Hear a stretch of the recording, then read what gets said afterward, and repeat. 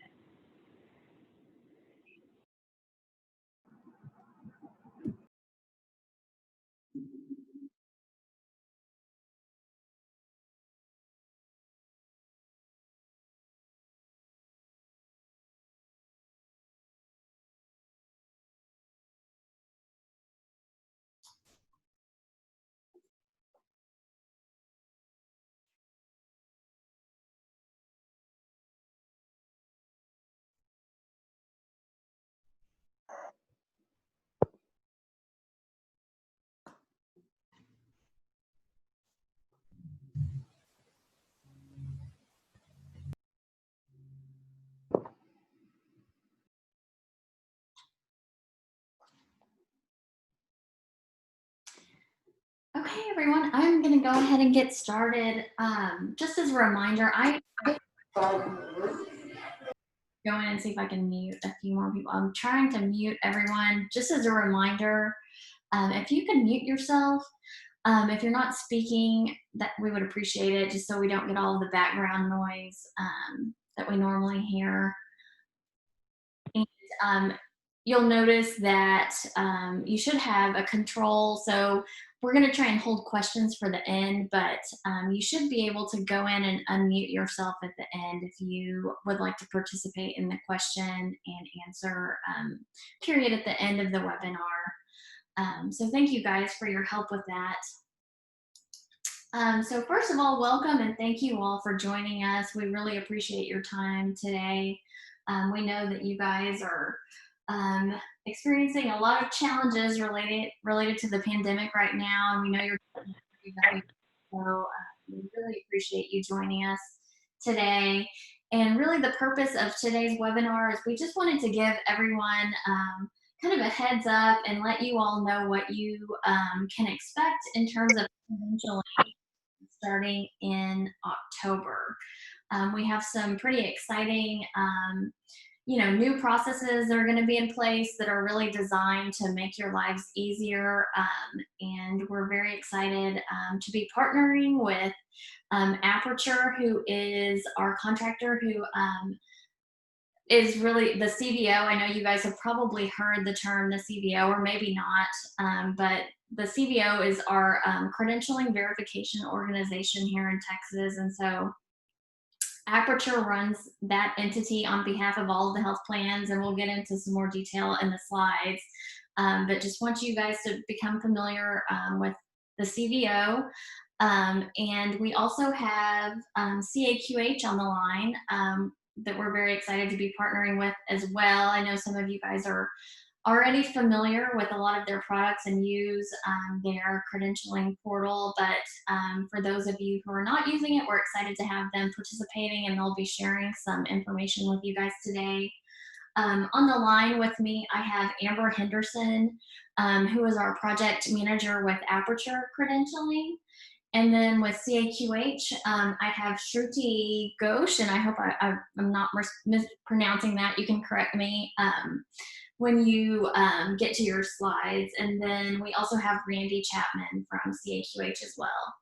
And we do have representation from all three of our dental plans on the line as well. We have DentaQuest, MCNA, and United dental. So they will also be available to answer questions throughout the presentation and during the question and answer section at the end as well. So yes, and also any health plans on the line, if you guys want to jump in and elaborate or add to anything that I'm saying, please, I invite you to do that if you just want to unmute yourselves so that you can participate. So, all right. So thank you guys, and we will move into our first slides.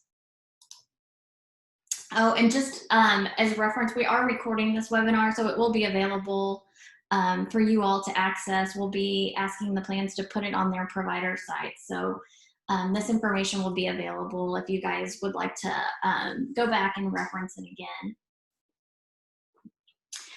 Just some background for you all so you can kind of get a better understanding of how this initiative really got put into place. It's something that came out of the 84th legislative session. It was part of the Sunset Bill. And really, the goal is to really streamline the credentialing process. And the language in the bill, you know, was really, I think, ideally wanting for both the Medicaid provider enrollment and credentialing processes to be streamlined. And there is work in progress where we are communicating with HHSC on how we can accomplish that goal. But at this point, the CBO is really just streamlining the credentialing process, and there's future work planned so that both the enrollment and credentialing processes become aligned. And so after that bill passed, HHSC agreed to allow the plans through THP to manage the acquisition of the centralized credentialing entity. And so in 2014, there was consensus reached on the common solution, which is what we're about to present, the CBO consolidated credentialing model. And then in September 2015, we released the final RFP, and Aperture was selected as the vendor in March of 2016, and the final contract was in June 2017. And so this model has been in place with our medical plans for a little over 2 years now, and we are just kicking off the dental portion or the dental implementation of the project. So we've had a lot of success on the medical side, and we are really excited to expand this for dental providers because we've gotten a lot of good feedback that it has really reduced a lot of the administrative burden for our medical providers. Amanda, this is Liza from DentaQuest. A question was brought up that original communications had referenced the 9-1 go live, but now we're saying the 10-1. Did you want to elaborate on that just a little bit more? Yes, thank you, Liza. I to bring that up. I appreciate it. Yes, so I'm sorry, I'm going to see if I can mute whoever that is talking. Okay, yeah, so thank you, Liza. I did also want to mention, and I apologize for any confusion that we may have caused.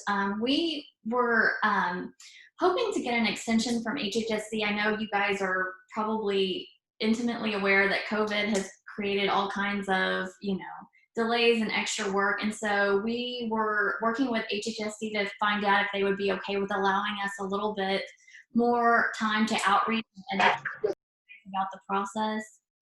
And we didn't get an answer from them until really kind of the very last minute. So, but they did end up approving an October 1st start date. So, yes, we apologize for any confusion, but really, basically, we're just going to be scheduling a series of webinars all the way up to that start date. But we just wanted to make sure we had plenty of time to let you guys know what was happening. So it's just a 1-month extension from 9-1 to 10-1. Hey, Amanda. Yes. This is Amber, the Aperture. Sorry, I just wanted to tell you, can you close your participant screen? It's covering some of the PowerPoint. Oh, okay. Well, I don't actually even have it. I'll not open? Okay. Yeah, Okay, well, maybe it was on my end. I apologize. Oh, that's okay. No, I mean, definitely let me know if you're seeing any issues. Okay. And I've briefly touched on some of these already.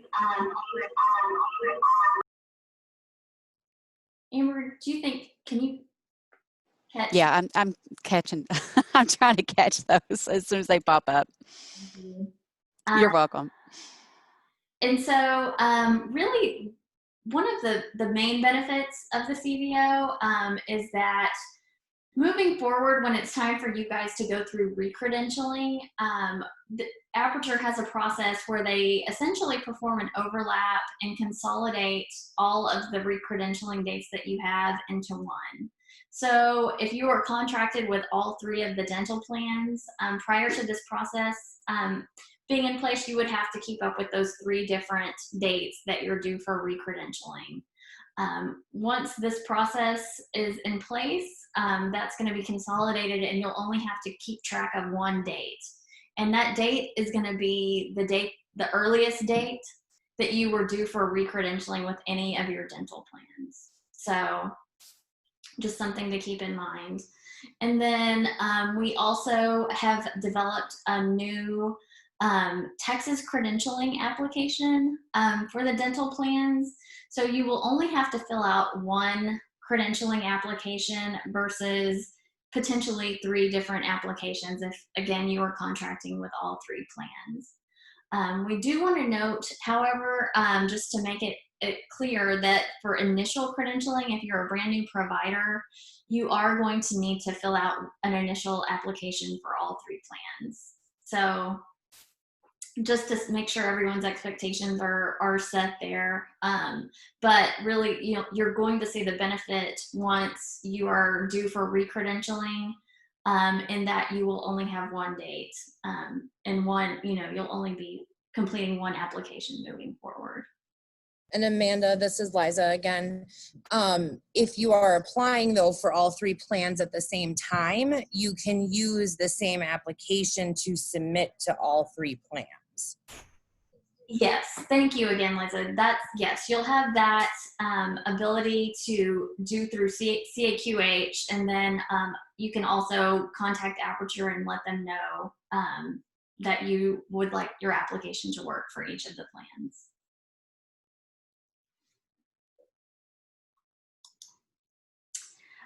This slide is just sharing the contract language that is in place currently with HHSC. And so really all that it's saying is that each of the health plans, all of the Medicaid health plans, must utilize the CVO for their practitioner and facility credentialing, although in this case it's dental is just practitioner. So just letting you all know that it's a requirement from HHSC as well, in addition to legislation that was passed. This slide is just going over some terminology we're wanting you all to become familiar with. As I mentioned at the beginning, Aperture Credentialing, they essentially function as our CVO here in Texas. There's a little bit of background about them, but essentially they're all over the country. They do this in many other states. And they're both NCQA and URAC accredited for more than 10 years. And another term that you're probably going to be hearing pretty often that you may not be familiar with is primary source verification. And essentially that's the function that Aperture is performing on behalf of the dental plans. It's where they verify all of your reported qualifications that are on the application by the original source or an approved agent of that source. And so the PSV requirements are defined by the health plans based on the particular provider type. So essentially, it's really just Aperture verifying all of the information on your credentialing application and supporting documentation that you're submitting.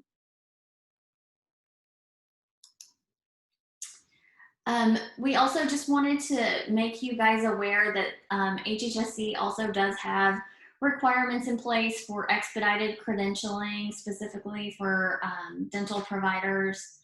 And so all of the plans have to have an expedited process in place that allows you all to serve members on a provisional basis for dentists and dental specialists.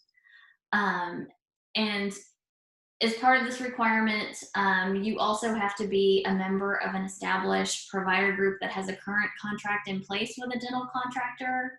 You have to be Medicaid enrolled. You agree to comply with the terms of the contract between the dental contractor and the dental care provider group, and that you timely submit all of the documentation and information required by the dental plan in order for them to begin the credentialing process. So just, I think you guys are probably aware of that, but we wanted to let you know in case you were not, and also that Aperture will have a process to facilitate the expedited process as well. This slide is just going over some basics of the new Texas Dental Credentialing application. We do want to share that it's really a preferred method for you all to use the CAQH portal. I think you're going to hear at the end of the presentation even more benefits, but you know, we're really wanting to emphasize that, you know, CAQH, they're in the process of making a lot of improvements to their portal, and you know, I think really it's going to make your lives a lot easier once you have your credentialing application information loaded there. And so you guys should update your information in CAQH and ensure the attestation is current. And then also the application can't be accessed by Aperture unless your attestation is current and considered at a good status. And so if you choose not to use CAQH, you will still continue to be filling out the paper version of the new Texas Dental Credentialing application. And rather than filling out a unique application for each plan, one newly created application will be required that satisfies all the requirements of all the dental plans. And you'll be able to obtain a copy of that application from Aperture or by reaching out to your dental plan. And you will also have Aperture's information as well. We're going to update this application or this presentation with that.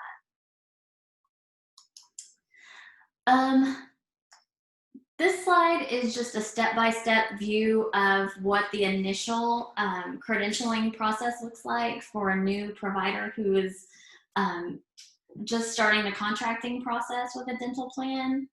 And so the first step is for you to start the contracting process with your dental plan. And then the dental plan is going to instruct you all you know, on the next steps in terms of the application process and what additional documents that they're going to require for you all to submit. And then the second step is where Aperture comes into the process. The dental plan is going to start the credentialing process with Aperture once the contracting or credentialing paperwork has been received from you all. The third step is Aperture completing the primary source verification, which we just went over, and they may be reaching out to you for any missing documentation or information. And then the final step is once Aperture completes primary source verification, they're going to send those results to the dental plan. And then the dental plan is still going to be that packet that they receive with the results from Aperture through their credentialing committee. And their credentialing committee will make a decision whether or not they can allow you into the network, and then the dental plan will let you know the results of that process. Amanda, it's Liza again.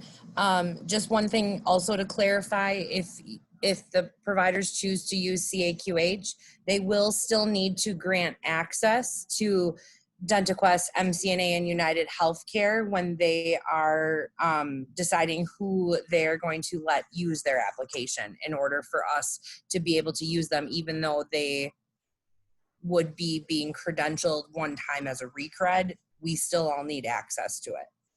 Yes, thank you for making that crystal clear. Yeah.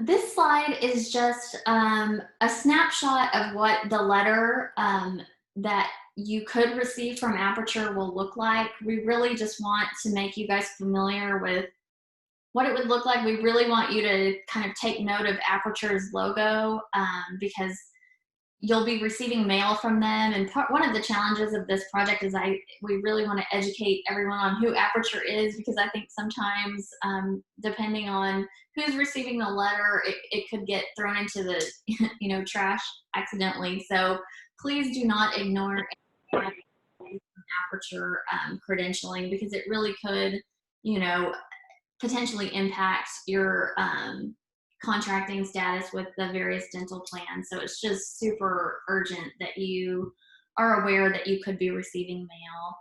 And as you'll see here on this letter, they do have their telephone number that you can reach out to them with any questions about the application or request that you're getting.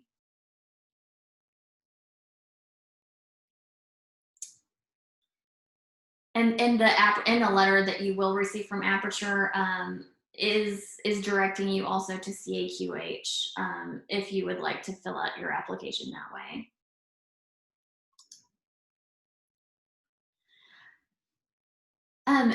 This slide is really just kind of a timeline, and we wanted to just be super transparent with the time frames that are in place and what you can expect during this process. Many of you guys probably already know, if you're not an expedited event, HHSC allows 90 days for the entire process from once the plan has a complete application through the time that their committee makes a decision. And so just to give you an idea, so once the dental plan starts the process with Aperture, Aperture is going to allow, if it's not expedited, they're going to allow you 60 days to complete an application, and they're going to be outreaching approximately every 15 days. This could be calls or emails that you receive from and then once they've made the final outreach to you, the time frame can, span anywhere from 8 to 30 days, and then they will be returning that work back to the dental plan. But as we talked about earlier, for expedites, Aperture is going to be doing all of their work within 8 days. So that will be an expedited time frame. And Amanda, just to clarify, this is Amber with Aperture. That will be 8 days after we receive the application. So we still do allow the 60 days for app gather. Okay. But I mean, if we are sent the application by the plan or we get it right away, and if it's an expedited request, then we will complete the PSV within 8 days. Thank you. You're welcome.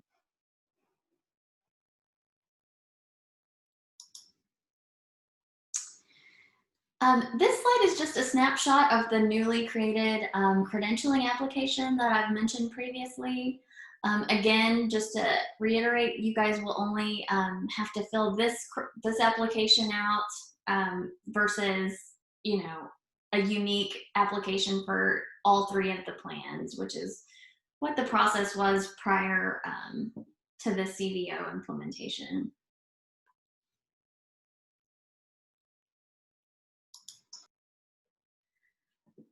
This slide is just walking through some of the benefits of using CAQH. As I mentioned earlier, the application is accepted by all Texas Medicaid dental plans, which again decreases the number of applications that will need to be completed. The CAQH application helps to ensure that the credentialing information is correct and complete while the provider is completing the application. Correct and complete information allows for faster credentialing turnaround times. CAQH will also send you reminders when you need to reattest to your application. CAQH uses an online standard digital provider application and is a repository of provider data. The repository of provider data stores the data in the CAQH application, so once the application is complete, the only information that you'll need to update is when there are any changes that you need to make or any demographic things that you need to update. And then just, you know, to make you guys feel a little bit more comfortable, and I'm sure CAQH will speak to this in more detail, but they're a safe and secure information collection and submission tool. And you guys will grant them permission, or again, as Liza mentioned, you guys will grant permission to any of the plans that you want to have access your information.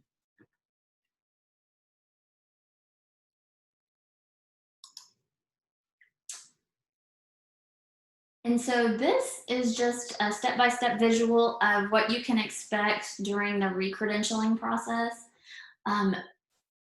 It really mirrors very closely the initial credentialing process. I think the important thing to note here is that Aperture is going to reach out to you 6 months in advance of your new re-credentialing due date. So you will have a pretty large period of time to start that process. And again, you know, you'll be receiving mail with Aperture's logo, letting you know that that process needs to start. And then the second step, you will verify your application information in CAQH, which is a very easy process, as we've mentioned before, or you'll have to submit a new paper application. So using paper kind of, it does eliminate some of the administrative burdens that are being cut down, because you will have to continue the paper process. And then step number 3, Aperture completes primary source verification and could reach out to you for missing documentation. And then again, step 4 is the same. Aperture will send that information back to the plan, and then the dental plan will send your information through their committee and let you know the results.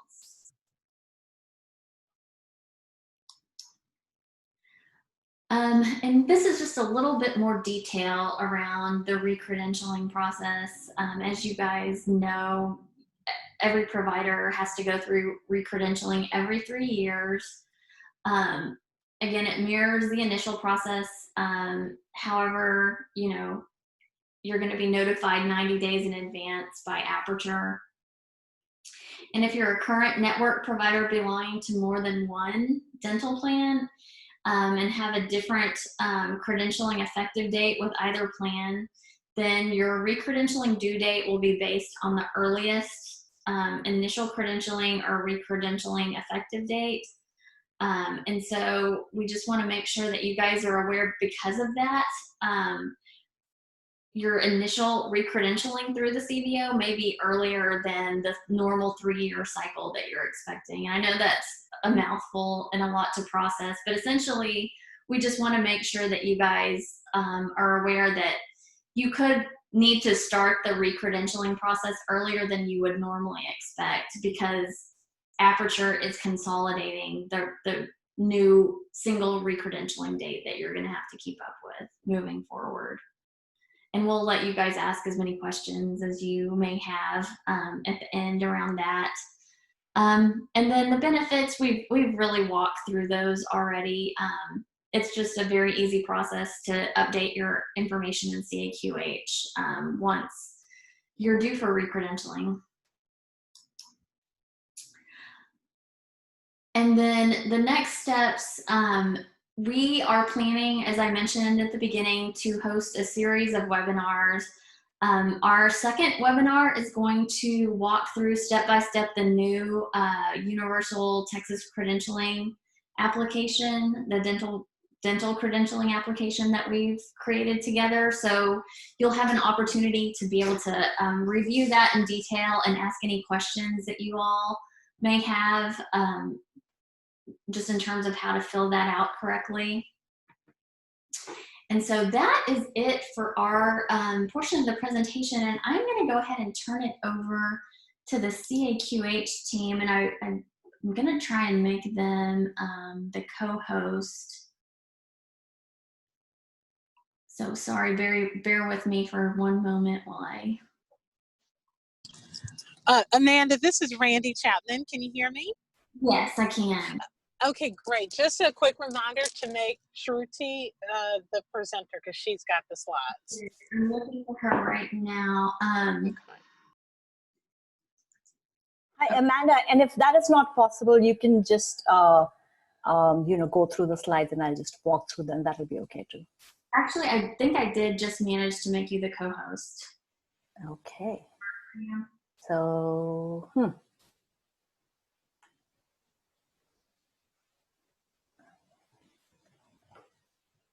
Sorry, I'm still not able to move the slides. Okay. Ooh, I don't know what I just did. Okay. Let me pull up the slide deck and see if I can make it work. And thank you guys for your patience with it.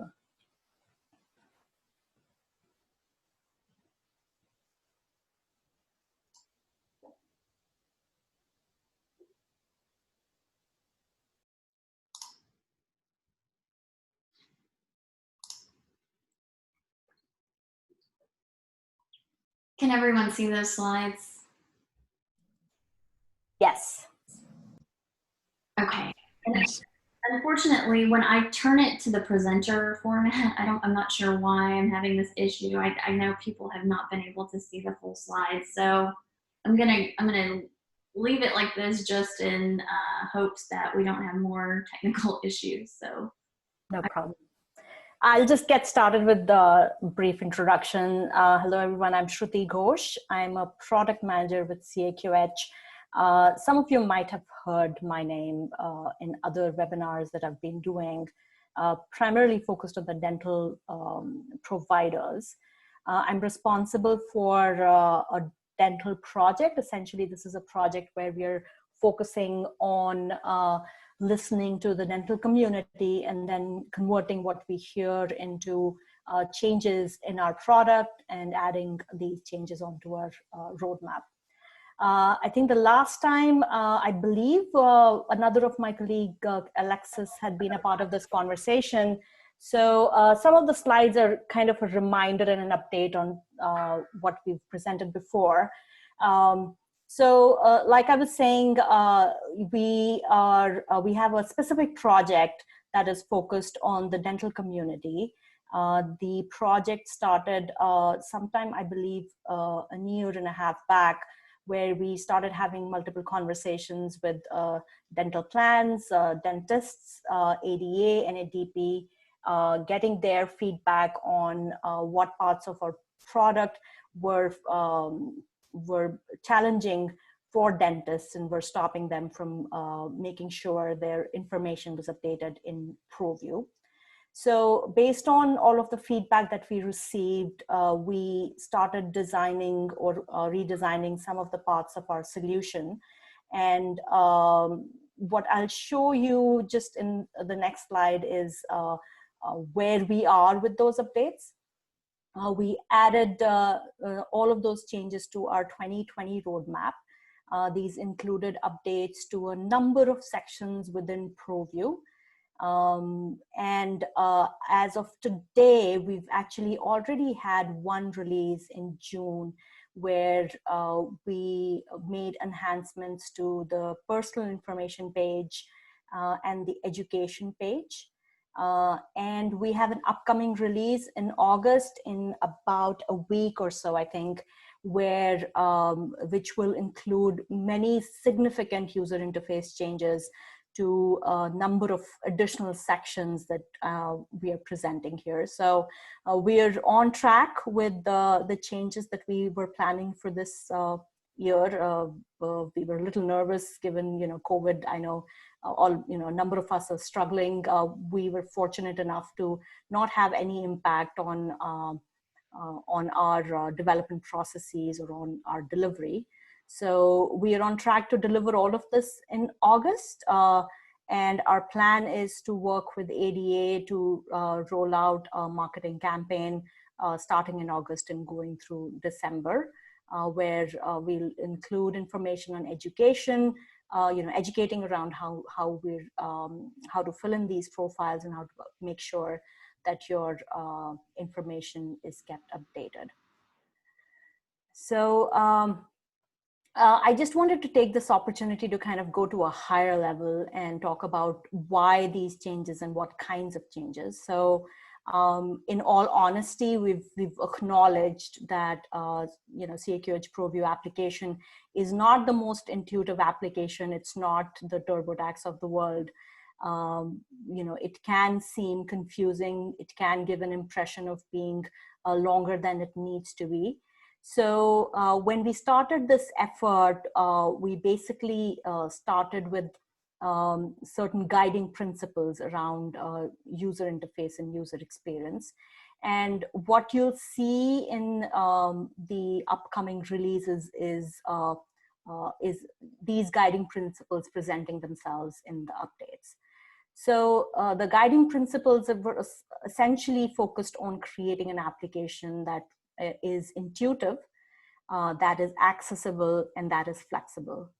What that essentially means is it's intuitive enough for all providers, and especially dentists, to know what question is being asked, what is expected of them. It's intuitive in the sense we don't crowd the form with a lot of questions that may not apply to a dentist, so that you can focus on the information that is most critical to go through the credentialing process. And then it's intuitive in the sense that you can find information when you're reviewing it. I know a number of dentists have either practice managers or other people who are reviewing this information. So we wanted to make sure that the application was also intuitive, so that you can keep on top of what is included in the application and what is not. From accessibility perspective, we are implementing measures so that our user experience meets the web content accessibility principles of design. These are essentially design principles that make sure that the contrast and the look and feel and the usage of the website is easier for everyone, irrespective of their ability. And then the other thing that we've done is throughout the website, we've added what we call tooltips. And I think I'll show you maybe an example of that, where we want to provide a contextual help.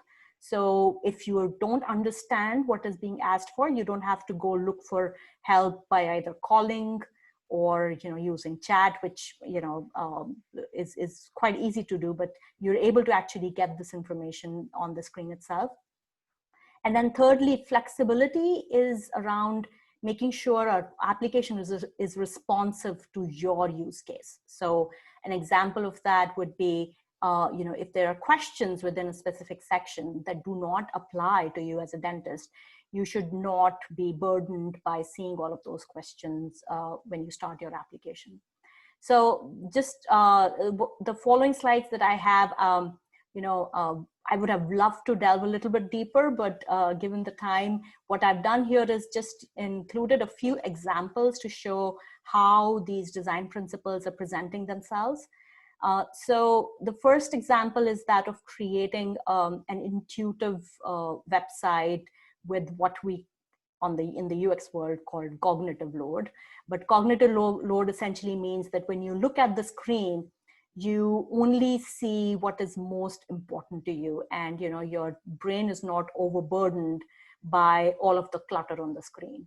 So what you see is an example of changes that we will be releasing in August in the practice location section, where in the before section, you see that there are a number of radio buttons and a lot of information that's cluttering the scene.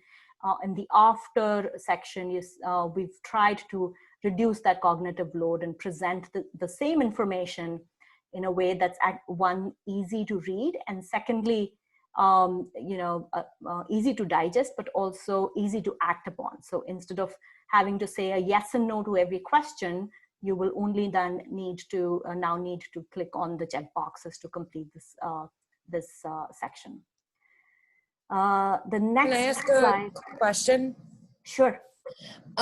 Is there any discussions in regards to location? So with CAQH being a universal application and being used by multiple health plans, not every location pertains to every health plan. Is there any conversation about having an upgrade to the application to be able to clearly distinguish which health plan the location pertains to? Yeah, so yes, this is not the first time that I've heard that. We've heard that in other forums as well. And we're actually in a project right now where we're trying to figure out, how to address that. Don't have a timeline for you, unfortunately, yet. But, like I said, I'm not surprised to hear that that is the case. We've been talking about it in our product design sessions. I know that's not a straight answer, unfortunately. All right, so slide 5 is an example of the VCAG principles. These are the accessibility principles. So what you see on the left-hand side is the way hospital affiliation section is displayed today. It's low contrast, readability is a problem with this section. And also there's no there's nothing distinguishing a primary hospital affiliation from a secondary one. So in the after version that you'll see in August, all the pages that I've been talking about actually will go through this change where we are improving the way the information presents itself. So, improving the contrast and also adding these flags, highlighting either primary information or information that needs some action. And then the last example that I have here is around flexibility. So like I said, acknowledge the fact that today our application does seem sometimes long. And part of it is that, part of the reason for that is that it's an application that is used by a lot of provider types and a lot of various use cases.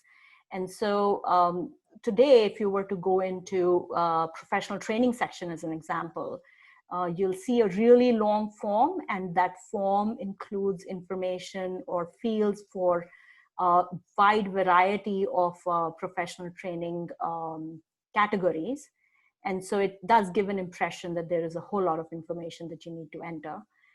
Going forward, we will give users an ability to select which type of professional training information they want to add. And then we will only present the fields that are specific to that professional training type in a drop-down.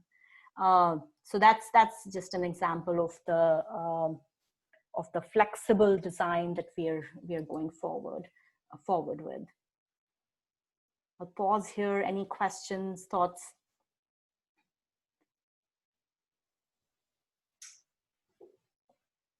And Amanda, if any of the people who are listening in have any follow-up questions, I'm happy to answer them after the call as well.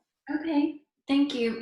I think at this point we can just move into questions in general from all of the participants. And I know you guys are all muted, and so you'll have to go into your Zoom menus and unmute yourself if you have a question. But I think we can stop here and just allow everyone an opportunity to ask any questions that they have regarding the process in general, or if you have specific questions for CAQH. And Shruti and Rini, thank you so much for presenting today. And the CAQH team has offered to, really serve as a resource to us as we move forward with this implementation. So we are happy to schedule, webinars just based on the CAQH portal for you all as well.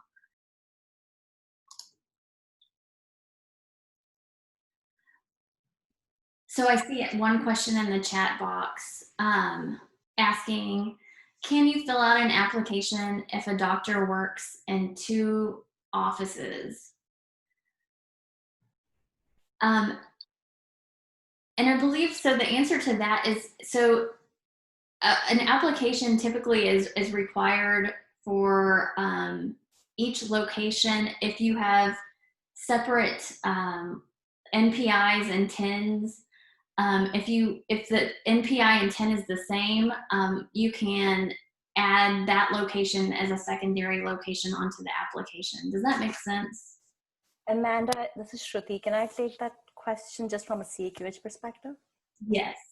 So, so in CAQH, we essentially, look at a provider from an NPI perspective. A provider can add more than one location in the practice location section, and also within the practice location section, the provider can specifically, tell us which TIN that location actually relates to.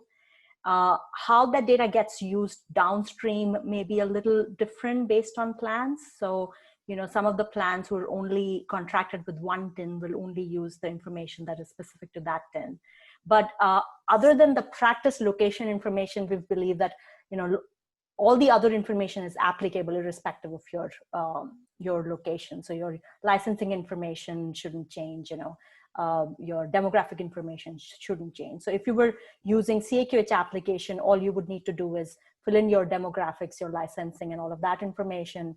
And then in the practice location section, you will have the ability to add as many practice locations that the provider might be operating, providing the TINs for those locations, as well as name of the practice and other practice specific information. Thank you. And also I would just like to add, so this process isn't changing it's not going to change anything in terms of the locations. If you previously were required to submit a separate application for a specific location, that's still going to be required. It's not consolidating the process for all of your locations. So if you were previously submitting multiple credentialing applications because you had a different TIN or NPI, you're still going to have to, that's still going to be required. And so really the process, it's not consolidating all of the locations together. That's still, you're still going to have to, submit an application if you have a different TIN or NPI.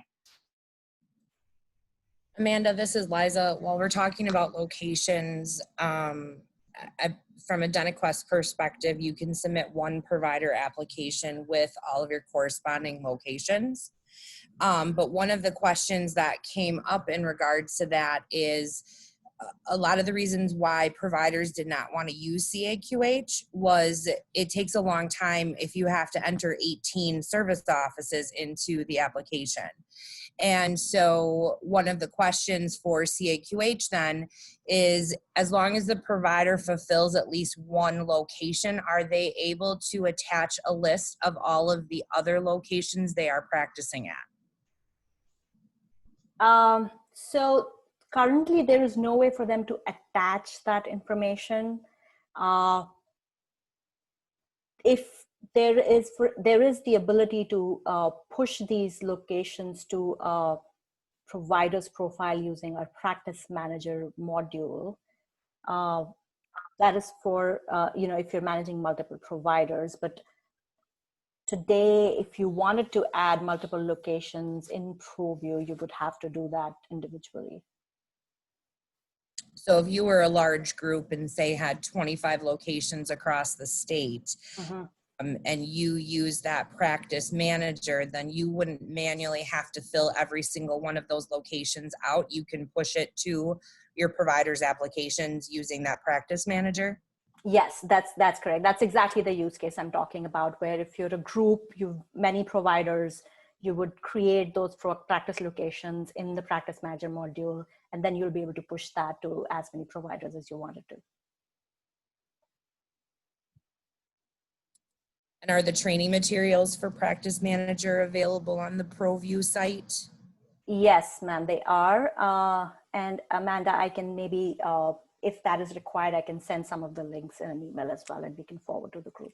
Yes, thank you. And it sounds like Thank this you. is something that would be helpful for us to maybe include in a future webinar and talk through in a little bit more detail. So we'll definitely plan on scheduling that. Yep. So, the next question is also regarding multiple locations, and someone is asking, will credentialing correspondence be sent out to all locations? And can we call Aperture to determine when a doctor's credentialing due date will be? And so in terms of the first part of the question, so Aperture will be mailing the outreach letter to the location that your health or that your dental plan has on file for them to reach out to. So the dental plan will really be determining the location that that mail goes out to. So if it's not going to the correct address, you do need to contact your dental plan and make sure that you know, you guys are on the same page with the information you would like for them to mail this information to. And can you call Aperture to determine when a credentialing due date will be?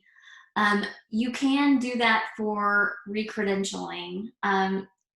Yes, you will be getting their telephone number on the letters that you receive. So yes, you're welcome to reach out to Aperture with any questions that you guys have. Then the next question is, Amanda, this is Amber. Sorry, I was trying to get myself off mute.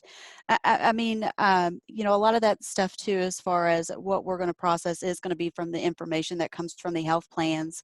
So there may be times that if you know, a provider is calling into Aperture, you're breaking up. that we may refer them to the health plan from them. As sorry, I may have bad connection. It's storming really bad in my location, so I apologize.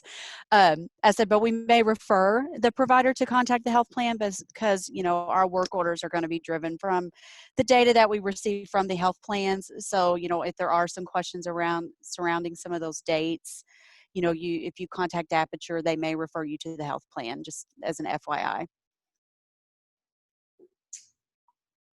The next question is TMHP working with CAQH or Aperture? And just to clarify, so TAHP is the Texas Association of Health Plans, and we are essentially providing oversight on the contract with Aperture. So I just want to make sure that no one is confused. So there is no process in place now with TMHP, which is the state enrollment broker.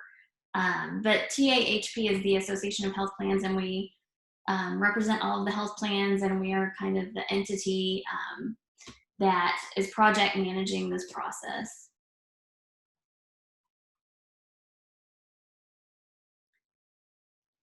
Can the Re-Credentialing application also be used for TMHP? So again, and maybe we should have started out with this, we just want to make it very clear that Medicaid enrollment is a completely separate process from Medicaid credentialing.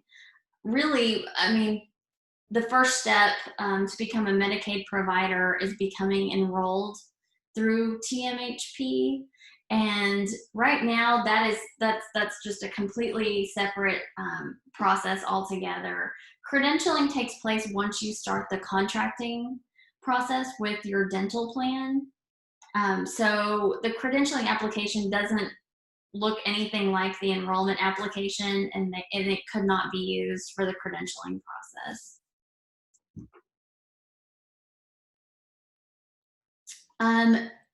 The next question is does the CVO credentialing process coordinate with TMHP enrollment and revalidation in any way? And again, at this point in time, no, there is no, we don't have a process in place to coordinate right now, but it is on HHSC's roadmap. They are in the process of making a lot of improvements to their enrollment system, and they do plan to include the CVO in that process. And so I think there is some misconception that enrollment and credentialing are the exact same process, and you know, that's really not the case. There are some data elements that overlap. And so we're kind of working through what that looks like, where there are overlaps, where you're sharing the same data for both processes. We are planning to come up with a process for the CVO to share data back and forth with HHSC. That's just not that. I'm not exactly sure what the timeline is right now, but that is not in place at the moment. But it's really kind of our, you know, ultimate future goal.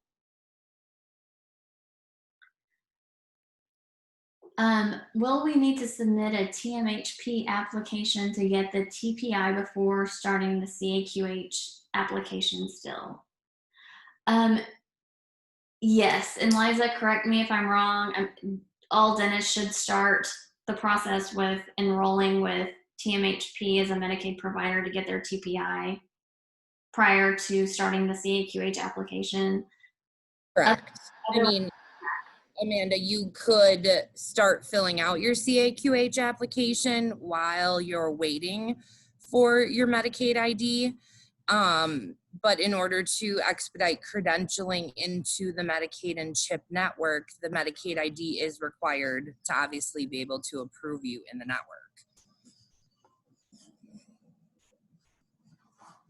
Thank you. How safe is CAQH since we are entering personal information for all of our doctors? Is there potential of being hacked? And I don't know, Shruti or Randy, are you guys still on the line? Yes, I'm right here. Yes, so we are SOC 2 and High Trust certified, both of which are have some of the most stringent security requirements. And of course, you know, we're annually renewing these certifications.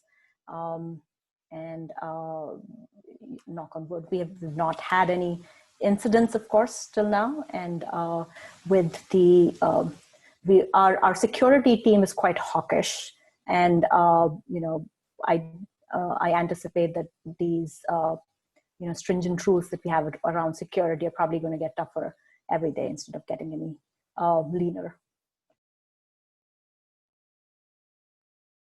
Thank you.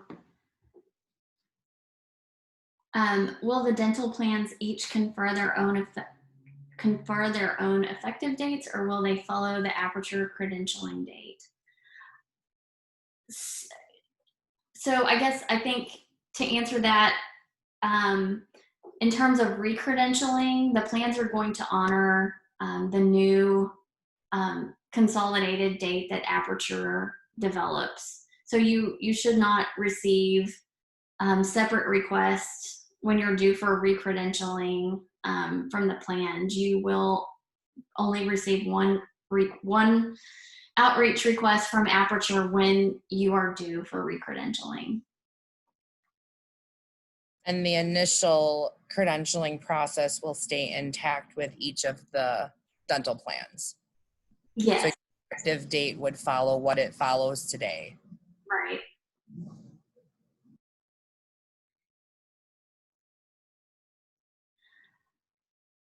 Once enrollment is complete with TMHP, how are the MCOs updated? Will the TMHP enrollment date be the same for the MCOs?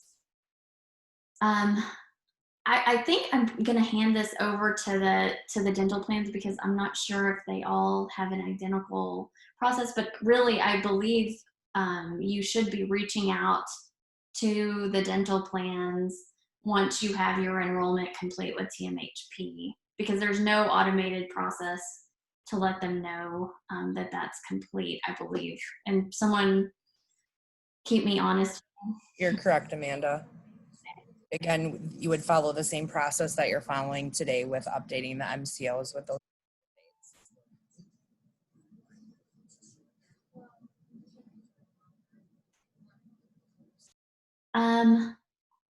We have over 100 doctors and 30 plus locations. We're very new to the CAQH portal. Is there any information or training that would assist in getting started with CAQH to manage large groups? Yes, we can definitely arrange that. And Randy and Shruti, I think we can just touch base afterwards and start kind of developing some information that would be helpful. It seems like there are quite a few questions around multiple locations. So yes, we will definitely plan to follow up with you all and offer Yeah, this is Randy, Amanda. That sounds good. We can definitely touch base on that. Try to set something up specifically to deal with locations and groups. So, yeah, for sure. Okay. Thank you. So contact information for Aperture or CAQH.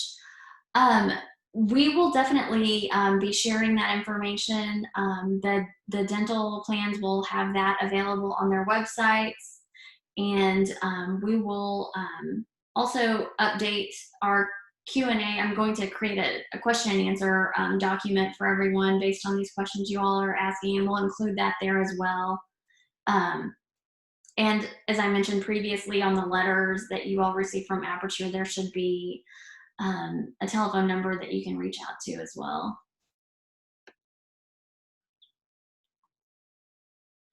The next comment is, we were told the state gave Aperture 21 days to process the apps, not 60.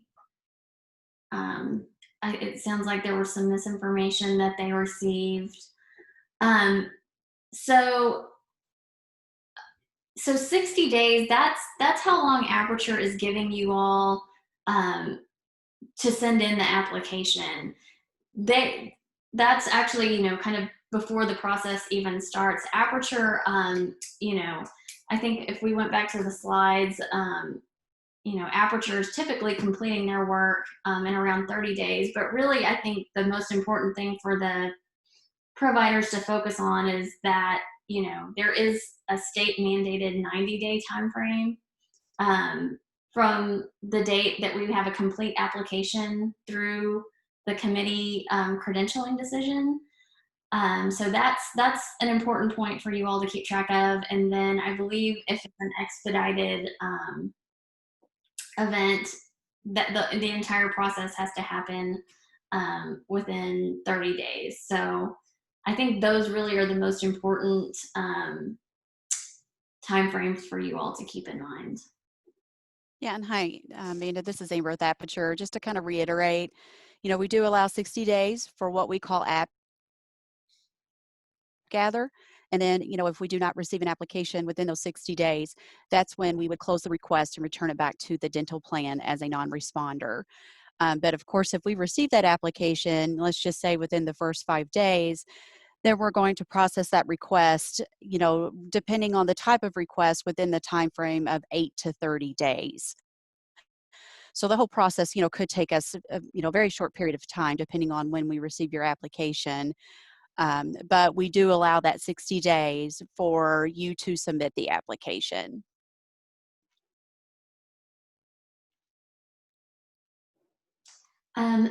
The next question is, do we still have to go through the ADA website to get to CAQH? Hi, Amanda, this is Shruti again. Yes, that is correct, that dentists wanting to use CAQH have to come in through the ADA website.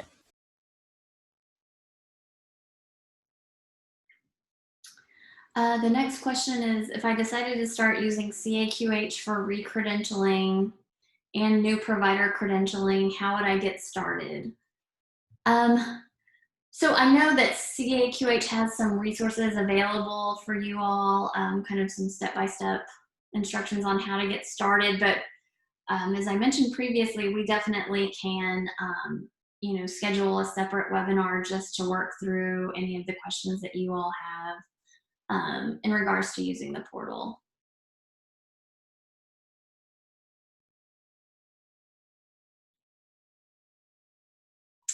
The next question is another question related to multiple locations and just questions around, how to make this work using CAQH. And so, yes, again, we will definitely make sure to address that in that webinar. Who will be the Aperture contact for escalations when applications go past the allotted timeframes? So if you are having an issue with the process going past the time frame, I think the best course of action is for you to reach out to your health plan. Aperture, as I mentioned, is only really a kind of a small part of the process. They're only performing the primary source verification. So they actually will not be able to tell you kind of what, you know, used 7, 8, 9, 10 together. You know, is in terms of, you know, the health plan. So definitely reach out to your dental plan if you're having an issue with something going past a deadline.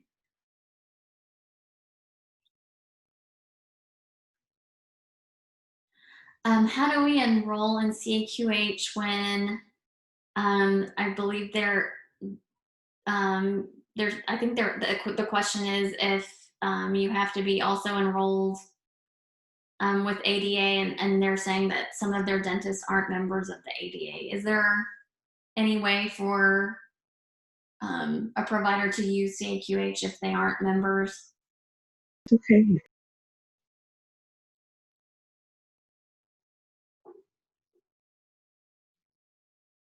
And Randy or Shruti, I'm sorry, are you guys able to answer that?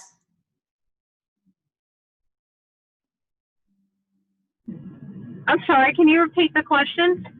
I believe the question is, would dentists who aren't members of the ADA be allowed to use CAQH if they have to enter through the ADA site?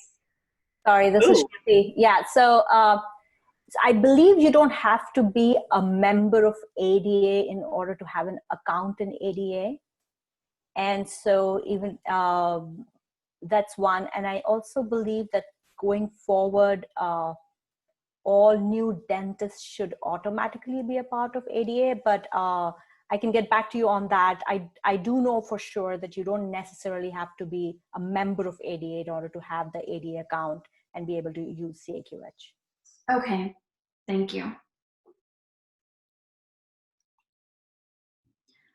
Once we receive the TPI letters for one provider for multiple locations, are we to upload all the TPI letters in CAQH? Or do we send those to DentaQuest, MCNA, and United separately?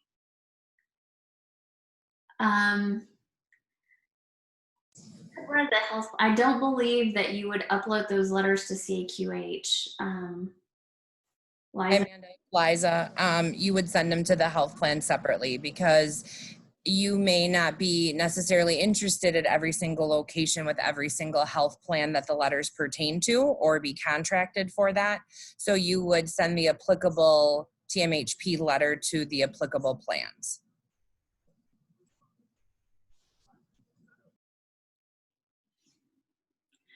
Thank you. The next question is, will we have an assigned provider location representative for Aperture? So no, we don't have Aperture representatives assigned to specific provider locations. They are definitely available to help with questions that you all have. Your health plan is also a really good resource. They should be also aware of where your application is in the process. So, you know, although we can't assign everyone an individual representative, you know, definitely there are many resources available. And if you are ever having an issue getting the help that you need, you're welcome to reach out to me. But I would say also definitely escalate any issues that you're having to your health plan. But the Aperture team is definitely available for any questions you have as well. Yes, Amanda, this is Amber. Yeah, you could call our customer service line, and any representative will be able to assist you. You know, if you get a letter from us and you have some questions, there will be some information information on that letter, that they'll write you additional information, or they'll be able to look you up in our system. But again, like Amanda said, if you have any issues, just, please let us know. But representatives should be able to help you when you call. What is the process to apply with a new United Healthcare Dental Medicaid plan if we are currently out of network? So I know we have United reps on. I would say that the best process is to reach out to them to start the contracting process if you have not done that. And I don't know if there's anyone from United who would like to elaborate there. At the end of the slide deck, and I could pull it back up, we also have contact information for all of the plans.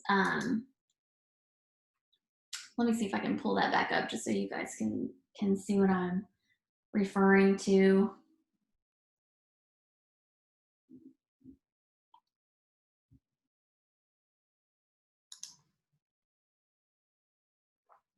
Well, I'm having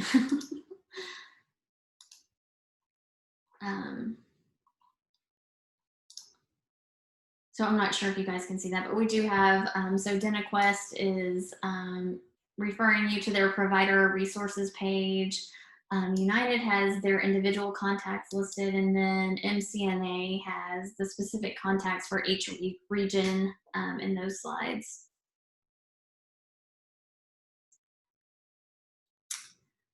Who qualifies for expedited credentialing? Only for providers currently enrolled at a current enrolled location. How long will the entire process take for all dental MCO payers? Will all three be effective with the same due date? Who will be the point of contact for the status? So I guess to break that down, we did include a slide on expedited credentialing here, and so it's for dentists and dental specialists, including dentists and physicians providing dental specialty care. But you also must already be a member of an established dental care provider group that has a contract in place with a dental plan. So you already, just to reiterate, you would already have to have a contract to qualify for expedited credentialing. And then how long will the entire process take for all dental payers? So if you started the contracting process at the same time, if you're brand new, if it should take 90, maximum 90 days to complete the process with each plan. And if you started at the exact same time, you should be done around the same time. The point of contact, as I just shared in those slides below, each plan has different resources available for you to reach out and get status updates. And Amanda, this is Liza. So I want to clarify for initial credentialing, the 90 days and the 30 days for standard and expedited is based on receipt of a complete application. And so each one of the plans may have some different requirements of additional items that are needed for initial credentialing. And so unless the application is 100% complete and all of the documentation is submitted at the same time, that is how the effective dates vary.